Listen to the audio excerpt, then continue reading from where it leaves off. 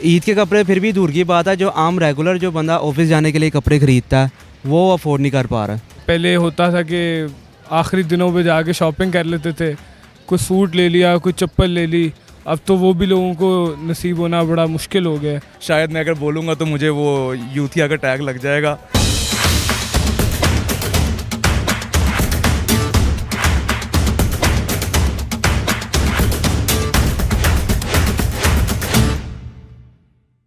अस्सलाम वालेकुम नाज़रीन, मैं हूं आपका मेज़बान सैयद हमज़ा अब्बास और आप देख रहे हैं दी डेली स्कूप। आपको बताते चले कि जो अशिया खुर्दोनोश हैं या जो कपड़े की मार्केट है या दूसरी जो चीज़ें हैं जो ईद पे अमूमन लोग शॉपिंग किया करते हैं, उनकी जो कीमतें हैं वो पिछले साल की निस्बत डबल और ट्रिपल जो है वो बढ़ चुकी हैं। इस महंगाई की वजह से जो आम आवाम है वो इस पर कितनी मुतासर हुई है वो आप जानेंगे सब इस वीडियो में। हमारे साथ रहिएगा। अस्सलाम वालेकुम सलाम। कैसे हैं आप?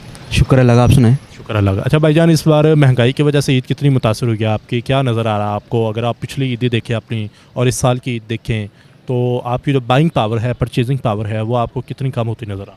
परचेजिंग पावर तो बहुत ज़्यादा कम हो गई हुई है। आप इधर से हिसाब लगाने के पेट्रोल की प्राइस इतनी ज़्यादा हाई हो गई है कि अब आम बंदा 70 भी अफोर्ड नहीं कर पा रहा। अब लोग यही कोशिश कर रहे हैं कि यहाँ पे पेट्रोल कम हो जाए या फिर हम दोबारा साइकिल वाले ज़माने में आ जाए, क्योंकि ईद के कपड़े तो अब लोगों की इमेजिनेशन में आ गया हुआ कि ईद के कपड़े हम परचेज़ कर सकें। ईद के कपड़े फिर भी दूर की बात है, जो आम रेगुलर जो बंदा ऑफिस जाने के लिए कपड़े ख़रीदता है वो अफोर्ड नहीं कर पा रहा। तो यही इंसान की अब कोशिश, अब ये जो रह गया निज़ाम इस मुल्क में यही रह गया कि हाउ टू सर्वाइव, कि सर्वाइव आपने किस तरह करना है। बस आपने बाइक का पेट्रोल पूरा करना है, ऑफिस जाना, ऑफिस से आना है और हर महीने जो आपको सैलरी मिलनी है वो सारी सैलरी आपके बिलों में चली जानी है। अब देख लें 4,500 फिक्स हो गया गैस का ही। हम कौन सी हर घर में देखें तो नहीं ना बनती। अब मेरे घर में 12,500 बिल आया। इतना घर में क्या बनता है? मैक्सिमम हांडी बन जाएगी, हांडी के अलावा और क्या बन सकता है? कुछ नहीं। और 24 घंटे तो नहीं ना बन सकती। जब गैस का बिल 12,500 आया, अब इधर से आइडिया लगाने बिजली का क्या होगा, पानी का क्या होगा, घर का किराया भी, आपका खुद के एक्सपेंसेस, घर का राशन। अब इवन के आज के टाइम पे जिनकी सैलरी 1 लाख भी है वो भी अफोर्ड नहीं कर पा रहे। इतनी महंगाई, इन्फ्लेशन है बहुत ज़्यादा, क्योंकि हमारी करेंसी वैल्यू बहुत ज़्यादा कम हो गई है। तो ये चीज़ एक्सेप्टेबल नहीं है। हुकूमत को जितना जल्दी हो सके इस चीज़ पे रिव्यू करें। इससे पहले ये, क्योंकि ये लोग तो, इन लोगों के पास ठिकाने हैं, ये लोग चले जाएंगे। हमारा ठिकाना यही है, हमने इधर ही रहना। लेकिन एटलीस्ट हम क़यामत के दिन अल्लाह के आगे जवाबदेह होंगे कि जो हमारे बस में था हमने वो किया। ये लोग सोचें इनके बस में जो था इन्होंने क्या किया, इनको बस ये सोचना चाहिए। तो क्या समझते हैं आप कि इस बार महंगाई की वजह से ईद कितनी मुतासर हुई? इस हमेशा से ही होती आ रही है और इस दफ़ा तो बहुत ही ज़्यादा महंगाई है। और लोग तो पहले होता था कि आखिरी दिनों पे जाके शॉपिंग कर लेते थे, कुछ सूट ले लिया, कुछ चप्पल ले ली। अब तो वो भी लोगों को नसीब होना बड़ा मुश्किल हो गया है। तो बहुत से लोग मुतासर हुए हैं।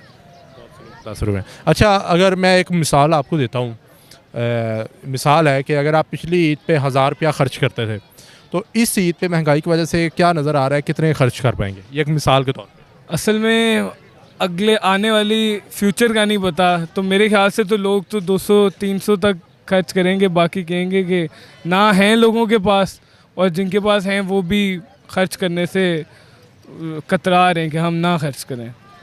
मुस्तकबिल में कुछ नज़र आ रहा है, महंगाई कम होगी, ज़्यादा होगी, क्या सीन? मुस्तकबिल में तो फ़िलहाल तो बहुत अनस्टेबिलिटी है, जिस तरह की हमारी हुकूमतों में तब्दीलियाँ आ रही हैं। लेकिन अल्लाह पाक से उम्मीद करते हैं, हम तो पेट्रियाटिक हैं और चाहते हैं कि जी पाकिस्तान ऊपर से ऊपर जाए। और यंगस्टर्स और जितने भी लोग हैं, हर बंदे का अपना पार्ट है प्ले करने के लिए। तो हम तो चाहते हैं कि सारे मिल के करें और इसको हम पाकिस्तान को ऊपर लेके जाएं और महंगाई ख़त्म कर दें इंशाल्लाह। इंशाल्लाह। चलिए, ये साल गुजर गया तो मुस्तकबिल आपको क्या नज़र आ रहा है? इस साल के बाद बाकी जो साल है आपको बेहतर होते नज़र? नहीं, बिल्कुल भी नहीं। ये तो मैं शायद मैं अगर बोलूँगा तो मुझे वो यूथिया का टैग लग जाएगा। लेकिन आई फॉर वन बिलीव कि ये जब तक ये हमारा जो सेट कल्चर है ना गवर्नमेंट में या ओवरऑल, तब तक ये मेंटालिटी नहीं ख़त्म होगी ना, हमारा मुल्क कहीं नहीं जाने वाला। क्योंकि जब तक ये सेठ कि मैं तो जो कह दिया तो मैं ही हूँ, जब तक वो चीज़ नहीं ख़त्म होगी कुछ भी नहीं हो सकता। ना आपकी इकोनॉमिक सीधी होगी, ना आपके लोग सीधे होंगे। दूसरा मसला है आपका और मैं जो है ना, हम भी गलत हैं। इशू हमसे शुरू होता है, हम गलत हैं तो पॉलिटिशियन आगे गलत है ना। हमने मौके दिए हैं उनको ख़राब होने के, हम सीधे हो जाते तो शायद फिर तो सब कुछ ही सीधा चल रहा होता निज़ाम। जैसी आवाम वैसा हुक्मरान। जो बात है, ये बात सच है बिल्कुल। हम लोग खुद क्या करते हैं, मुझे पता है, मैंने सीधे से बोलता हूँ, मैंने सिग्नल तोड़ा है आज एक। आई नो मैंने गलती की, लेकिन मैं लेट था। बात ये कि एक्सक्यूज़ कोई नहीं है, मैं खुद गलत हूँ, बट बिकॉज आई नो कि ये चीज़ चल रही है, बड़े भी करते हैं, मैंने भी कर दिया, मुझे देखा कोई बच्चा भी करेगा, तो वो वाली बात, आवाम जब तक सीधी नहीं होगी आपके ऊपर लोग सीधे नहीं होंगे, वो वाला सीन है। महंगाई से कितना मुतासिर हुए इस बार, पिछली ईदें और इस ईदों में क्या आपको फ़र्क नज़र आ रहा है? सर वैसे लिटरली तो फ़र्क तो बहुत नज़र आ रहा है, लेकिन इस फ़र्क से पीछे जो वजहें तो बहुत हैं, लेकिन सबसे बड़ी जो वजह है वो पॉवर्टी है। मैं तो खासकर सिंध से ही हूँ, अभी ये पहली ईद है लाहौर में, स्टूडेंट हूँ मैं खुद, और मैं कंपेयर कर रहा हूँ पॉवर्टी को सिंध से और लाहौर से।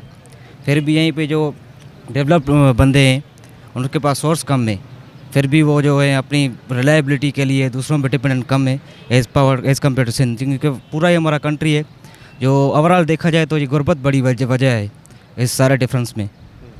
अच्छा, मुझे ये बताइएगा कि इस बार आपको क्या लगता है कि जो ईद है वो कितनी ज़्यादा मुतासर हुई है? अगर मैं परसेंटेज में पूछूं कि जहां पहले आप पिछली ईद में 100 रुपया खर्च करते थे, इस बार क्या कंडीशन है आपकी, ईद पे कितना खर्चा कर सकते हैं?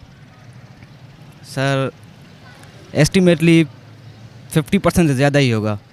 50% से ज़्यादा कम हो गया बिल्कुल। हाँ, अगर हम कंपेयर करें इस साल की इन्फ्लेशन के और दूसरा की इन्फ्लेशन, तो तकरीबन 60% इन्फ्लेशन ही बढ़ गई है, 60% से ज़्यादा। तो आप आउटपुट जो जिस शख्स के पास रोज़गार नहीं है, बेरोज़गार है, तो उसके पास क्या रीजन्स होंगे खर्च करने के, या कौन सी ईदें होंगे उनके पास?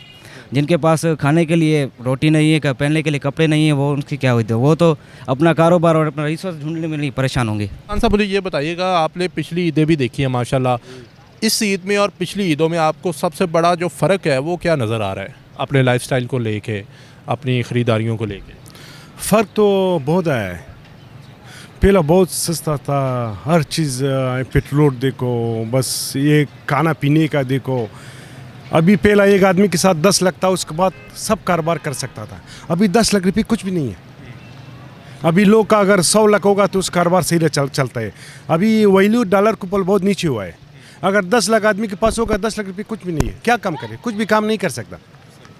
अभी तो हर चीज़ महंगी, तो बहुत आपको मालूम है महंगी कितने ज़्यादा हुआ है। ये तो नाजरीन, आपने जो आवाम की राय है वो सुनी है। यकीनन इस बार जो महंगाई की वजह से ईद की तैयारियां हैं वो 50% से भी ज़्यादा जो है आवाम के मुतासिर हुई हैं। अब देखना ये है कि जो हमारे हुक्मरान हैं वो इस तरफ क्या तवज्जो देते हैं, क्या आइंदा जो आने वाली ईदें हैं वो भी आवाम की इसी तरह गुजरेंगी। अल्लाह ताला से दुआ है कि अल्लाह ताला मुल्क पाकिस्तान के हालात बेहतर करे। इसी के साथ अपने मेज़बान सैयद हमज़ा अब्बास को इजाज़त दे, मुलाकात होगी दोबारा। अपना ख्याल रखिएगा। अल्लाह हाफ़िज़। पाकिस्तान जिंदाबाद।